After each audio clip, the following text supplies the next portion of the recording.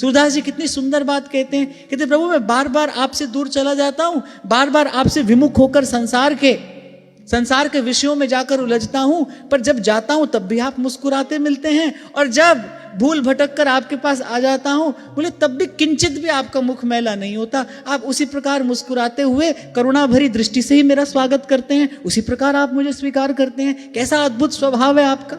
एक बात सुन लो, समझ लो और जान लो, और आपका भला होगा अगर आप मान लो।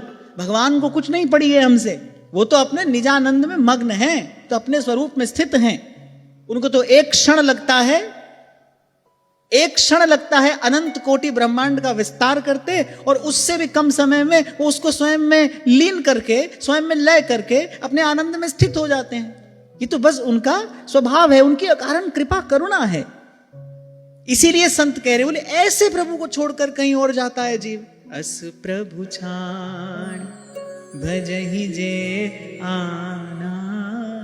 फिर ऐसे रसिक किशोर प्रभु जिन ना भजे चित लाए। भक्त नामावली में ध्रुवदास जी क्या कह रहे हैं, रोज पढ़ते हो बताओ। ऐसे प्रभु जिन नहीं भजे, ऐसे प्रभु, सब संत कह रहे बोले ऐसे प्रभु। अस प्रभु छाण भजहि जे आना। ये दो पंक्तियां मुझे बड़ी प्यारी हैं। प्रभु तरु तर कपिडार पर।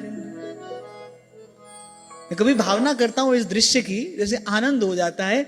श्री रघुनाथ जी तो नीचे बैठे हैं, और वो जो बंदर भालू हैं वो वृक्षों के ऊपर, और प्रभु के ही मस्तक पर पांव लटका कर बैठे हैं। प्रभु तरु तर कपिडार पर। ये दृश्य तो भाई कोई भक्त की आंख ही देख सकती है ना। गोस्वामी जी ने देखकर लिखा है इसको, और कह रहे ऐसा अपराध कर रहे हैं वो, प्रभु के मस्तक पर पांव लटका कर बैठे।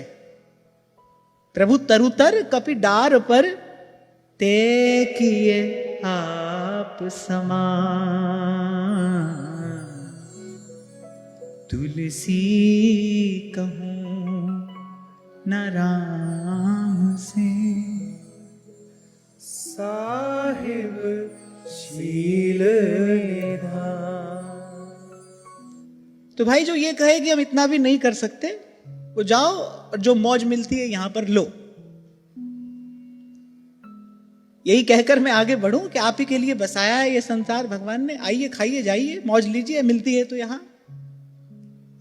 और नहीं तो संतों गुरुजनों की बात सुनिए, विचारिए। आपको बुद्धि दी है प्रभु ने, उसमें विवेक का प्रकाश संभव है। सदा सदा के लिए इस दुख से, सदा सदा के लिए इस द्वंद से त्राण पाया जा सकता है।